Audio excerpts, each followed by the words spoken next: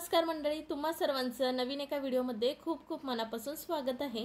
तर आज आपण दोन प्रकारचा चिवडा करणार आहोत, तेही ज्वारीच्या कुरमुऱ्यांचा करणार आहोत।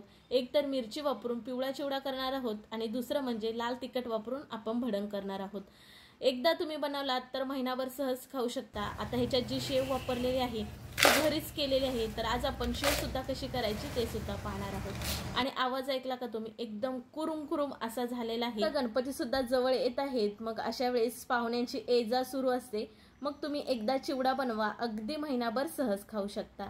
चला मग वेळ न करता आजच्या व्हिडिओला सुरुवात करूया। तर सुरुवातीला आपण चिवड्याला लागणारी शेव असते ना ती करून घेऊया। तर त्याच्यासाठी बघा, इथं बेसन पीठ मी विकतच आज वापरणार आहे। ह्याच्या अगोदर मी घरी बेसन पीठ करून त्याची शेव केली होती, तर आता मी विकतच आणलेलं आहे। खाली एक भांडं घेतलं, त्याच्यावरती चाळण ठेवून सुरुवातीला 1 कप बेसनचे पीठ चाळून घेतलं आणि नंतर 1 कप, एकूण 2 कप बेसनचे पीठ चाळून घेतलेलं आहे। मग आपल्याला ह्याच्यामध्ये चवीप्रमाणे मीठ घालायचं आहे आणि पहिल्यांदा मीठ सगळीकडे असं मिक्स करून घ्यायचं आहे। मग आपल्याला थोडं थोडं पाणी घालून छान असं हे मळून घ्यायचं आहे। ह्याच्यामध्ये तेल वगैरे घालायचं नाही, तुम्हाला हवं असेल तर तुम्ही ह्याच्यामध्ये ओवा घालू शकता। तेल घातल्यामुळे आपली शेव ही तेलकट होते, त्याच्यामुळे इथे तेल वापरायचं नाही। तुम्हाला हवं असेल तर ओवा किंवा थोडीशी कसुरी मेथी घालू शकता। तर पीठ बघा छान असं फेटून घ्यायचं आहे। इथं मी लगेच दाखवलं, पण मी बराच वेळ पीठ छान असं फेटलेलं आहे। असं वर उचलायचं, छान अशी लाईन बनली जाते, मग समजायचं पीठ आपलं छान मळून झालंय।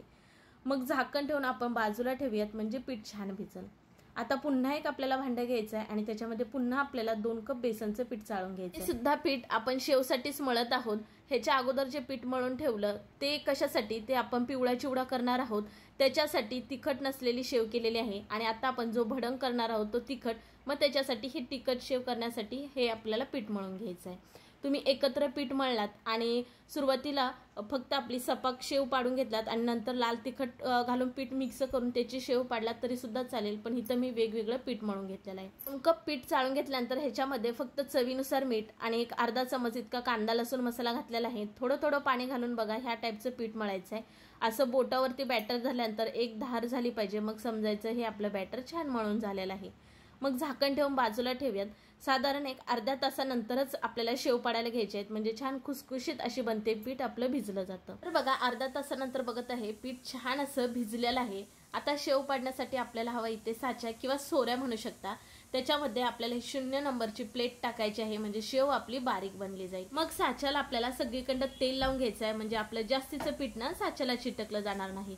मग काय केलेलं बॅटर आपल्याला चमच्याने ह्याच्यामध्ये घालायचं आहे आणि अशा प्रकारे साचा लावून घ्यायचा आहे। पिठामध्ये ना आपल्याला हळद घालायची नाही, हळद न घालता सुद्धा आपल्या शेवला कलर छान येतो।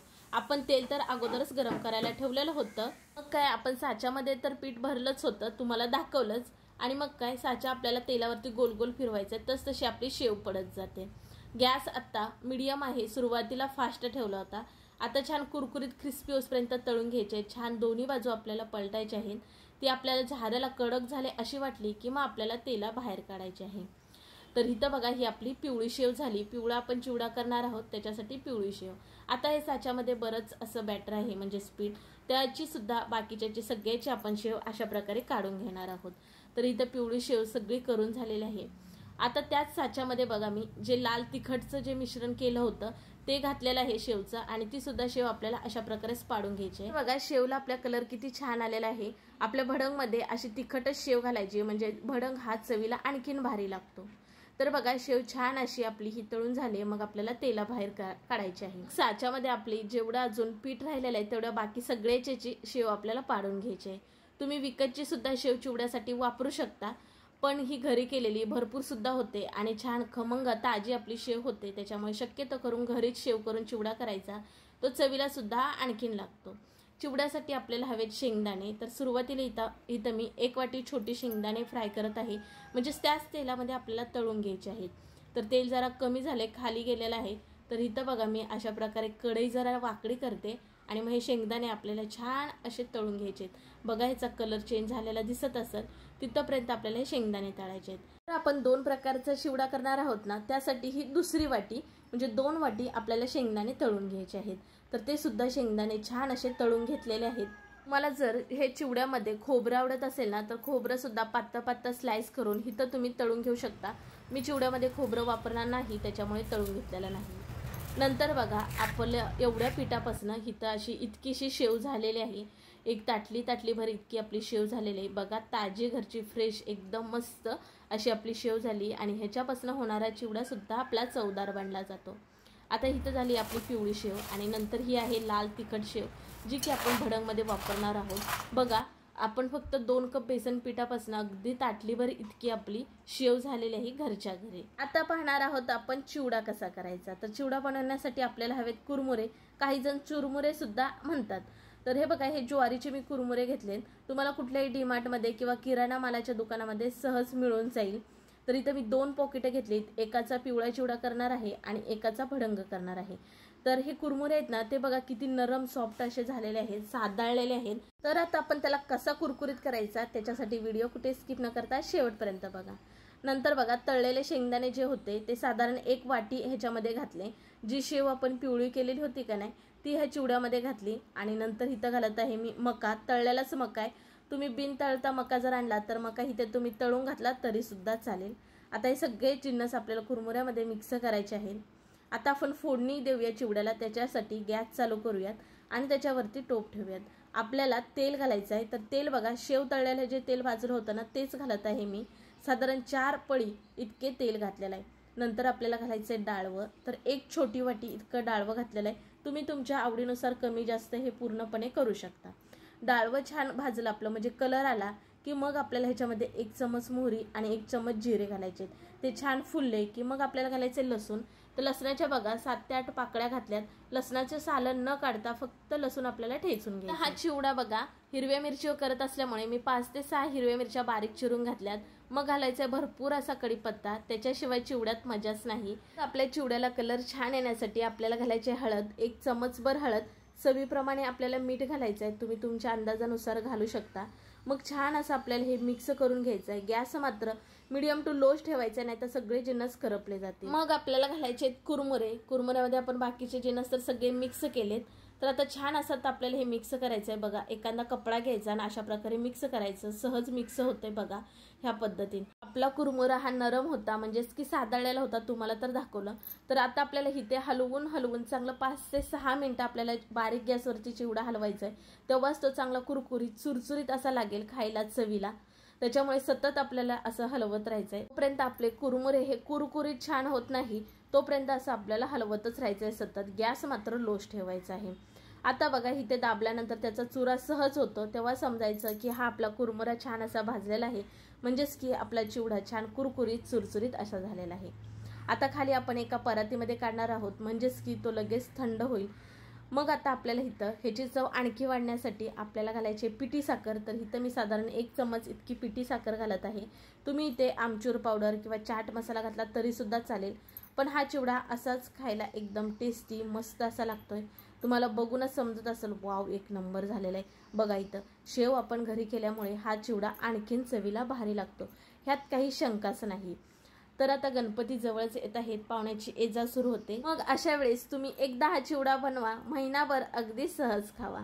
आता आपण दुसरा प्रकार चिवड्याचा पाहणार आहोत. तो म्हणजे भडंग किंवा लाल तिखटचा चिवडा म्हणाला तरी सुद्धा चालेल. आता बघा जे पॉकेट तुम्हाला अगोदर मी परातीमध्ये ओतलेलं होतं दाखवलंच होतं. तर आता हे दुसरं पॉकेट. आता आपल्याला ह्याच्यामध्ये काहीतरी कचरा वगैरे असतो ते पहिल्यांदा नीट करून घ्यायचं आहे बरं का. अगोदरचं जे पॅकेट होतं ते मी नीट करून घेतलेलं होतं. तर आता छान नीट करून पाकडून घेतलेला आहे म्हणजे काय कचरा असेल तो पुढे येतो. हा सुद्धा कुरमुरा बघा साधाळ्याला किती नरम असा आहे. तर आपल्याला तो सुद्धा छान कुरकुरीत होईपर्यंत भाजून घ्यायचा आहे. आता बघा इथे आपण शेव तर लाल तिखटची केलेलीच होती, ती शेव घालून घ्यायची आहे. तळून घेतलेले शेंगदाणे आणि नंतर इथे तळलेला मका. तुम्ही बिना तळलेला सुद्धा मका भेटतो, तो सुद्धा तळून ह्याच्यामध्ये वापरू शकता. आता हे घालून सगळे जिन्नस आपल्याला मिक्स करून घ्यायचे. हे सगळे जिन्नस आपले छान असे मिक्स झाले. तर आता आपण गॅसकडे वळूयात. तर आता कढईमध्ये जेवढं राहिलेलं तेल होतं ते साधारण 4 पळी इतकं तेल होतं. ते सुद्धा आपल्याला गाळणीने गाळून घ्यायचं आहे आणि चिवड्यासाठी वापरायचं आहे. मग तेल छान तापलं की मग आपल्याला ह्याच्यामध्ये घालायचे फुटाणे डाळ. तर 1 छोटी वाटी इतके फुटाणे डाळ घातलेले आहे, साधारण 5 ते 6 चमचे.